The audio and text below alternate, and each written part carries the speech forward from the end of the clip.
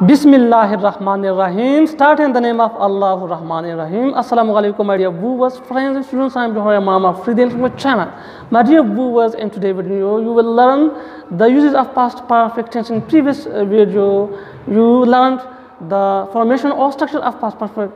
tense. So I don't want to waste your time. Let's start. My dear viewers, panel video ke bamunga the past perfect tense chukum usage ya definitions warta wayu haga ba wayu the dena mak ki chukuma video wa pagai ke munga the past perfect tense chukum formation wa haga mu kare no tai munaklam. Let's start. My dear viewers, past perfect tense is used to show that an action which completed before another action in the past. Past perfect tense da haga kar khai kum che pamaze ke dabbal karna mahke complete shevi wi. Now remember that past perfect tense is used to show that an action which completed before another action in the past. Past perfect tense da haga action haga yo kar khai kum che pamaze ke dabbal karna mahke complete shevi min dwa karuna bawi. Da kum chodam bekar with the first action with the bapa past perfect tense ki vi or the second chukum action with the bapa simple past tense ki vi. No past perfect tense da haga zamana da haga tense ti kum che mungla haga kar khai che dabbal karna makh ke pamaze ke shivi vi. Laka padi misalino ke Zahid tired because he had walked. Os ka de misal ta o ka tlishi no pade ki two action shividi. Yo action de tired. Our second action de walked. Os ka o ka tlishi awalani chukum action de haga de walked. Aw da tense chukum de da past perfect tense. He had walked. Haga walk करे वो हागा मजल करे वो mean the हागा मजल नपस ब्या टायर्ड स्तड़ी के the action happen show know the दी मिसाल ना द मालूमा शवा चे पास्ट परफेक्ट टेंस द हागा एक्शन खाई कुम चे डबल एक्शन ना मख के कंप्लीट शेवी लका वोस द वक्त चे कुम दे द एक्शन ना मख के कंप्लीट शेवे दे अवल द वक्त उशो और ब्या पसे द टायर्ड उशो. The second action chukum de da simple past tense ke de Zahid tired. Da nahum da waziha shwa che kum second action de da para istemaligi simple past tense. Aw chukum first action de he had walked da past perfect tense de aw past perfect tense da ba pelane action awalane action show kavi. Ya for the next example came when Zahid arrived to the station the bus had already left. Kala che Zahid adela urse do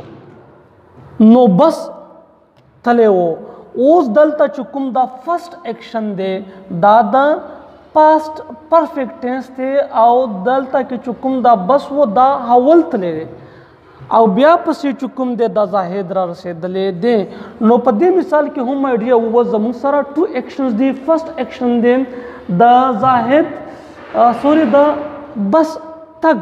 او دویم اکشن دے د زاهد راتلا نو د زاهد راتلو نه مخکې چې کوم و دا بس تللی دی نو دا و د پاس پرفیکټ ټینس فرست ډیفینیشنز او زه امید لرم چې تاسو به په دې باندې پوه شوي وئ.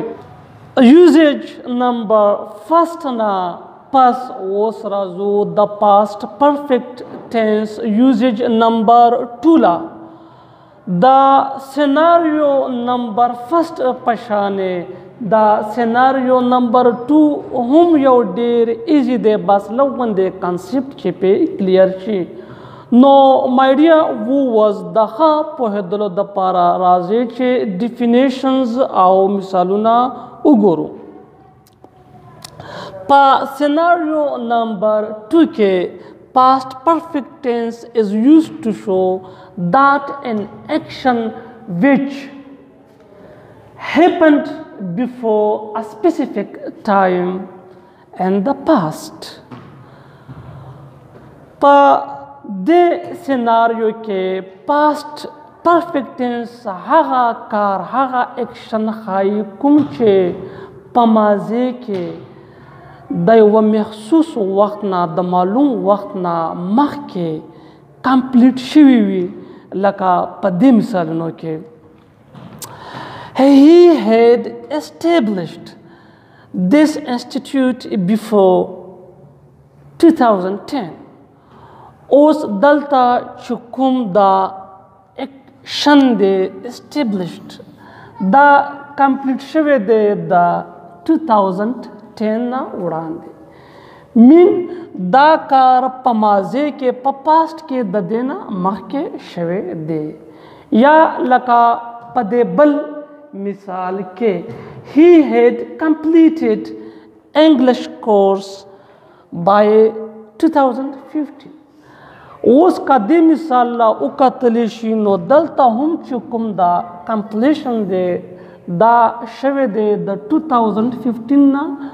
مخکې نو په سیناریو نمبر 2 کې پاست پرفیکټ ټینس هغه ایکشن شو کوي کوم چې کمپلیټ وي په سپیسیفیک ټایم کې په ماضي کې لکه په دې بل مثال کې he had not played cricket until last week نو که دې مثال لا وکتلی شي دا هم اوس دا هغه ایکشن اکټیویټیز دا کومه چې دا یو سپیسیفیک ټایم په ماضي کې شو کوي او دا ایکشن ورسره ریلیټډ دی دا یوزیج نمبر 2 نه پس اوس راځو یوزیج نمبر 3 لا د ښه پوهېدلو دپاره راځي چې ډیفینیشنز او مثالونه وګورو ان کنډیشنل سینټنس کنډیشنل سینټنس لا اف کلاز هم ویلی شي ان کنډیشنل سینټنس یا په اف کلاس کې پاسٹ پرفیکٹ ٹینس شوز unreal or imaginary situation په کنډیشنل سینټنس کې پاسٹ پرفیکٹ ټینس دا یو تصوراتي یا غیر حقیقي حالت شو کوي لکه په دې مثالونو کې if he had money he would have helped you کا د هغه سره رقم وي نو هغه به دستا مدد کړی وي نو دا اوس یو imaginary situation دی unreal situation دی کوم چې وجود نه لري یا کوم چې حقیقت شوی نه دی یا په دې بل مثال کې if you had called me I would have came دا هم my dear was اوس یو imaginary یا unreal situation دی کوم چې past perfect tense شو کوي نو په کنډیشنل سینټنس کې یا چې موږ ورته اف کلاز هم وایو په دې کې پاست پرفیکټ ټینس انریل او امیجنری سچویشن شو کوي لکه په دې مثالونو کې تاسو وکتل د یوزیج نمبر 3 نه پس اوس راځو سیناریو نمبر 4 لا په سیناریو نمبر 4 کې پاست پرفیکټ ټینس used in reported speech دا پوینټ هم در سره نوٹ کړئ چې پاست پرفیکټ ټینس دا په ریپورټډ سپیچ چې موږ ورته ډایرکټ او انډایرکټ سپیچ هم وایو په هغې کې هم استعمالیږي لکه په دې مثال کې he said I played cricket دا اوس ډایرکټ سپیچ دی او دا چې کله انډایرکټ لا کېږي نو دا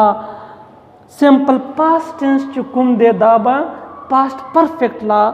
چینج شي لکه په دې مثال کې he said that he had played cricket نو my dear who was دا و زمونږه پاست پرفیکټ ټینس یوزیج یا سیناریو چې ورته هم ویلی شي زه امید لرم چې تاسو به د پاست پرفیکټ ټینس په فارمولا او په سیناریو باندې پوه شوي وئ که بیا هم څه کوشچن تپوس وي نو په کمنټ باکس کې لیکلی شئ زه به انشاءالله جواب در کوم زما چینل در سره لایک سبسکرایب کړئ مننه تھینکس